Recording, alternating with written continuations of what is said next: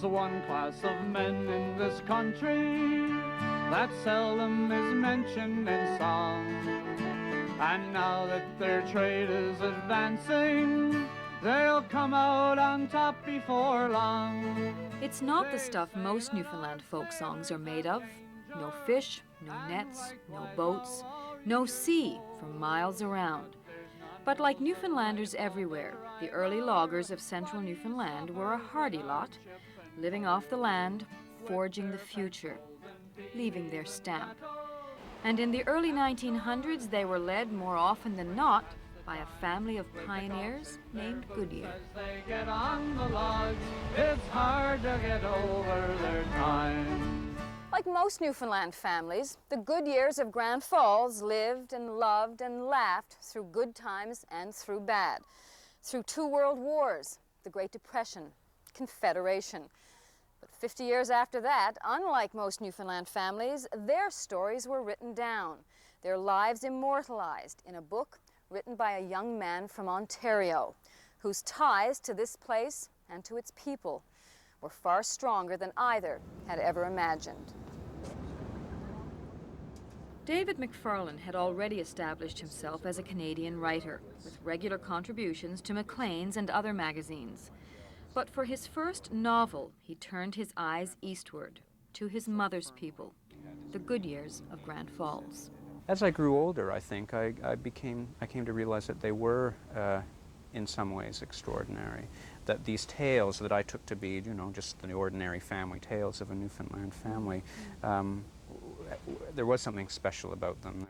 And MacFarlane's ability to tell a story, he came by honestly.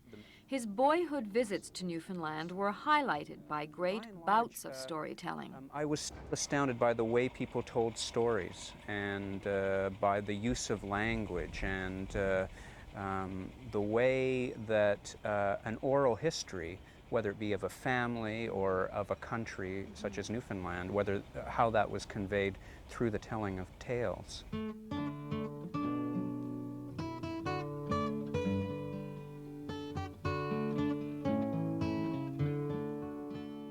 And the Danger Tree tells the tale of a country through a family.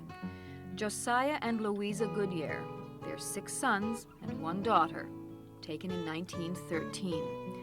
Within 5 years, the war had claimed 3 sons. Those who remained forged the Goodyear dynasty that dominated central Newfoundland industry for half a century.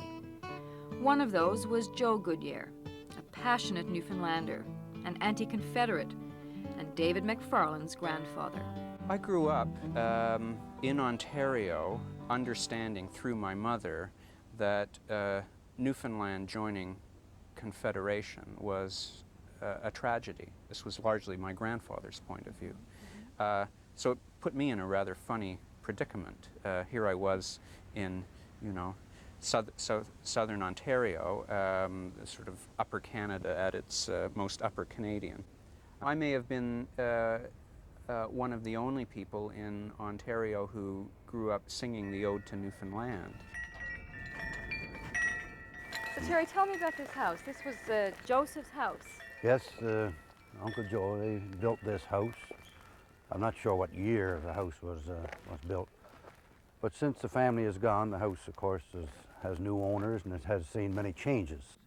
Terry Goodyear is a retired judge, the last of the Goodyears in Grand Falls. MacFarlane's grandfather was his Uncle Joe, whose memory lingers on.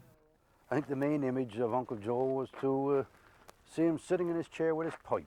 Always had his pipe with him, you know. He always smoked a big old hook pipe and the old beaver plug tobacco. And when Joe went, we put the pipe in with him. But that wasn't for sentimental reasons, that was for environmental reasons. That pipe wasn't fit to leave above ground. So. These stories were beginning to fade. And so I thought that from a writer's point of view, it was very interesting to approach a subject where it sort of had one foot in fact still, and one foot in the fiction, the fiction that perhaps I was to bring to it through my own imagination, but also the fiction that comes to it inevitably as different people tell the same story over generations. The story naturally alters, and given Newfoundlanders' skill at telling a good story, the story would be embellished and whatnot, and all of which is to the good from my point of view. But some of the family drama needed no embellishment.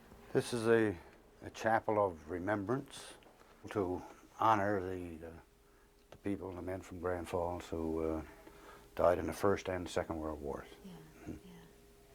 And there were some good years among that number? Yes, there were 5 Goodyears that were overseas, and the 3 that didn't return are these 3 right here. There's Ray and Stan and Headley. This is Stan in France in 1916, just before he was killed. As a matter of fact, this is on his horse. He was quite a horseman, Stan was. In many ways, it seems to me that one of the brothers, Stan, was the most practical-minded and most dynamic of all the brothers, and he was lost in the war. Well, what would have happened to the family business had Stan survived? I think that one could ask, quite legitimately, that same question of Newfoundland on the whole, because the losses were enormous in that war. Per capita, I mean, given the population, the losses were just staggering. And we can only guess at what the history of Newfoundland would have been had Beaumont Hamel not occurred. It's a Newfoundland, part of Newfoundland history. It could be written about any family if it's written sort of in the same way. But, Joe Goodyear Jr., a man who looks and sounds like his father, David's grandfather. A resident of Gander, Goodyear remembers young David's summer visits to Newfoundland. Joe, do you have one of your father with David? That would be interesting to have a look at. yeah, we have one here. Oh, It's here from it is Hamilton, at the birthday party. Yeah, Yes. with his grandmother MacFarlane and Grant. Yes. Goodyear says his nephew not only adopted Newfoundland, he adopted the Newfoundland approach to storytelling.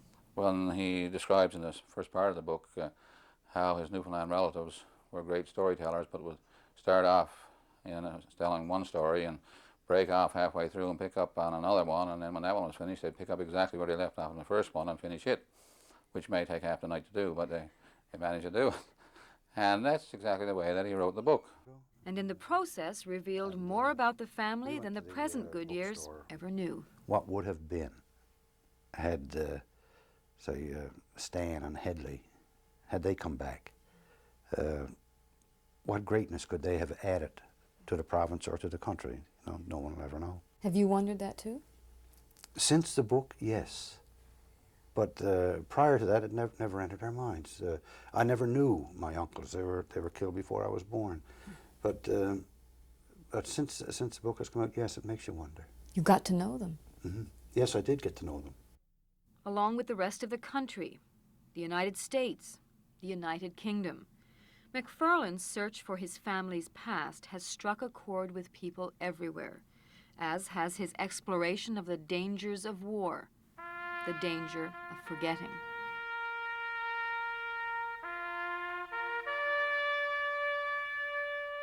And I began to concern myself with thinking, well, what does it mean to a culture at large, to a country at large, when these stories start disappearing, when our sense of history starts breaking down, when we forget about things like this?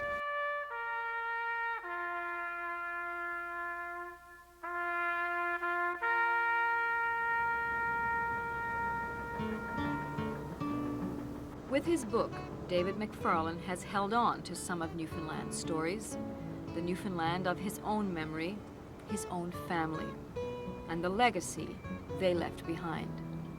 I guess my grandfather sensed that there was nothing much better than being a Newfoundlander. To know that my grandfather believed that and in many ways lived that, I think is important for me to know and for my children to know. And to look to that kind of pride and to know that it was there and that probably is there still or will be there again.